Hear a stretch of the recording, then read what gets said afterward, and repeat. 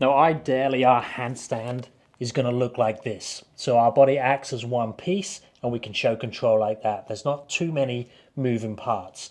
But in reality, most people's handstand when they're learning looks like this, and there's so much happening at the same time that it's now on impossible to balance. So the more you can make your body one segment, the easier it is to control. Watch this. If I go into this position like so and I lock everything together, now I'm just controlling the position with my shoulders, my arms, and my focal position, so where I'm looking. So that's controlling everything. I can go to the side even, exactly the same thing is happening. I'm staying as one piece. I'm not getting top heavy and I've not got lots of things happening at once. So whatever level your handstand is at, from beginner all the way to advanced, that's something you can continually improve on. And I'm going to show you how to do that today. Now we need to be realistic about your current level and your current mobility. A lot of people will try and get into a handstand line that looks really, really nice, that might be very straight like so, but when they try and get into that position, they either don't have enough mobility and they're trying to force their body into it, and they get lots of compensation at the hips, at the legs, at the shoulders, at the arms, and basically make their body spit them out into towards underbalance or overbalance and basically just fall out of the handstand. And the reality is that most of the time it's actually easier to balance a handstand that's not a dead straight line, as it can make us very, very top heavy and overbalanced.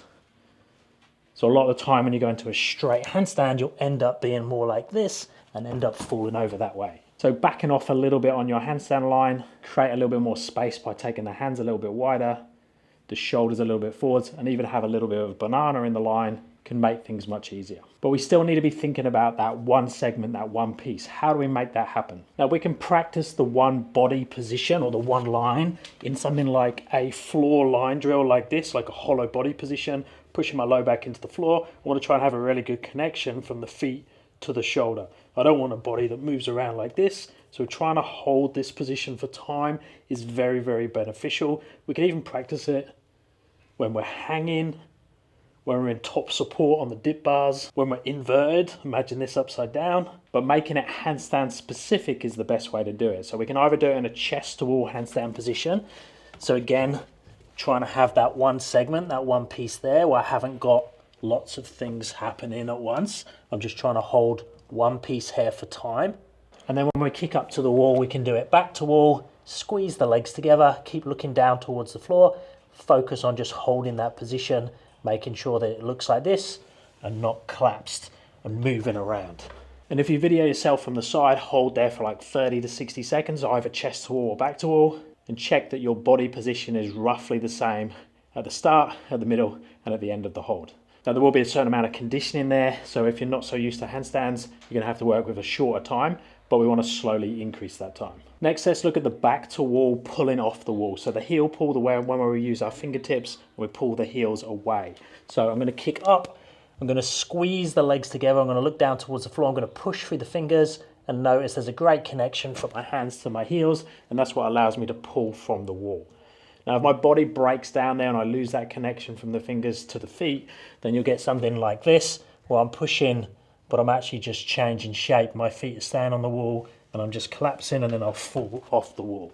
So trying to make the body one piece is just going to make that easier drill, or that beginner drill, much, much easier if I can make the body one. Now there's a couple of ways that we can do that. One, we can squeeze the legs together and try and make the body like this. We can put something between our legs, which helps squeeze. So I'm going to put this rag between my legs like this. Now, if you can't jump up and keep it there, you can get someone else to put it there for you. But exactly the same drill. Now squeezing it, looking down towards the floor, pushing through the fingers and trying to come off the wall and come back again. Straight away, it's much easier to stay as one piece just by squeezing something between the legs. And then another way that works the same is you cross the legs over. Now we squeeze the legs together, and it's much easier now to pull from the wall. Notice, look, I can move myself around much easier because the body is staying as one, and it actually creates a little bit of flexion. It makes everything a little bit tighter. Just remember, if you're doing that one, to unfold the legs as you come down. Now I wouldn't only practice that, because the risk is that becomes the norm, and then actually you find it much harder to do a handstand without doing that. So do it occasionally and to feel it, and then try and do the normal one where you squeeze the legs together. And then we use that concept for the other drills. So the chest to wall toe pull that's seen as a more advanced exercise, but definitely one of the best and an essential drill to do. If you want to get awesome at handstands, you can do exactly the same methods. So I can have something between the feet. I can go into that position. Again, a bit tricky by itself. Squeeze the legs together and then shoulders away, show control, push up to handstand and go back. I can do exactly the same, get rid of that, and I can do it with the crossed legs, point the toes, one segment from shoulder to feet, pull from the wall, show control.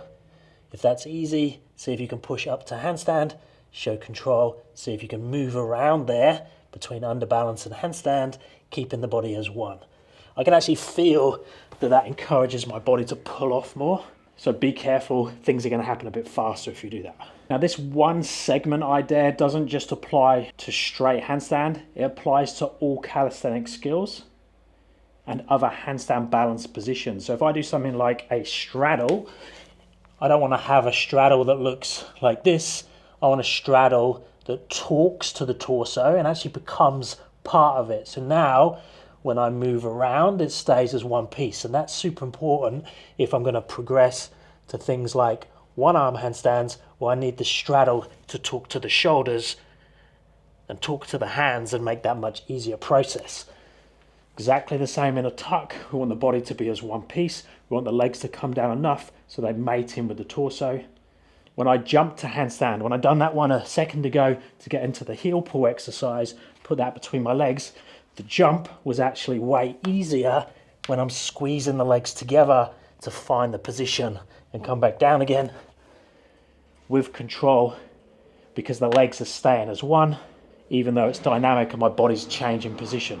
And if you actually look and watch people train, you'll see people subconsciously using this idea. They'll be doing dips with their legs crossed. They'll be doing chin-ups with their legs crossed because it stabilizes the pelvis. And eventually, as your practice improves and you get stronger and stronger with each of the skills, you can make it very random. So I can go into something like this and I'm actually balancing really easily because my body is staying as one piece again. So it doesn't have to be a straight line, but the one segment or the least amount of moving parts makes a massive difference. Let me know if you have any questions with this one down in the comments. If you're after help with your training, check out my app or my online coaching, and I'll speak to you guys in the next one.